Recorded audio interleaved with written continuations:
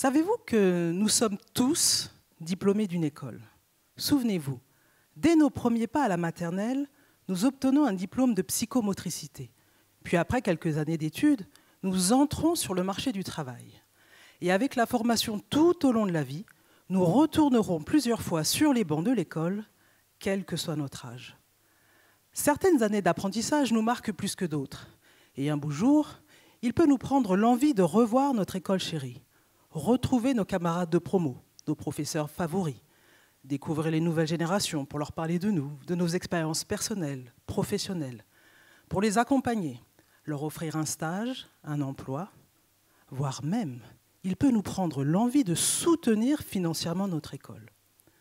Dans les pays anglo-saxons, les diplômés reviennent volontiers vers leur école pour témoigner de leur reconnaissance et sentiment d'appartenance, même si les études sont payantes.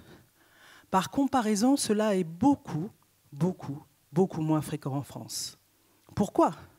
Quel est le secret de Stanford, Harvard, Oxford, qui jouissent d'une excellente réputation, gérée comme une marque, et d'importants réseaux de diplômés, véritables ambassadeurs de cette marque au niveau local et international?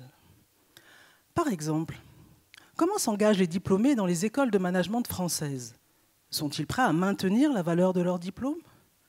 Sont-ils prêts à faire partie de ces prestigieux réseaux de diplômés, si souvent mis en avant par les écoles de management? Sont-ils prêts à tatouer le nom de leur école, là, sur leurs bras?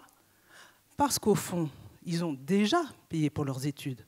Sont-ils prêts à payer de nouveau, comme dans les pays anglo-saxons?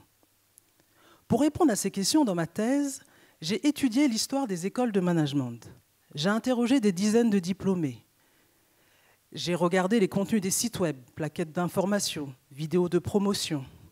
Enfin, j'ai interrogé, via un questionnaire en ligne, plus de 250 diplômés afin de mieux comprendre pourquoi ils soutenaient ou pas leur école. Si les diplômés s'engagent, c'est parce qu'ils s'identifient à une école dont ils sont fiers.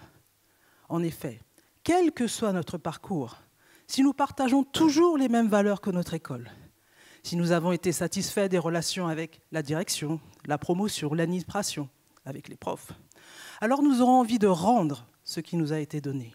Ce mécanisme est universel.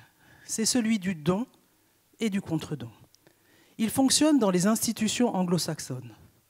En France, dans les écoles de management, nous sommes en bonne voie, même si peu de diplômés s'engagent. Alors, il ne tient qu'à nous de retourner sur les bancs de l'école. Merci beaucoup.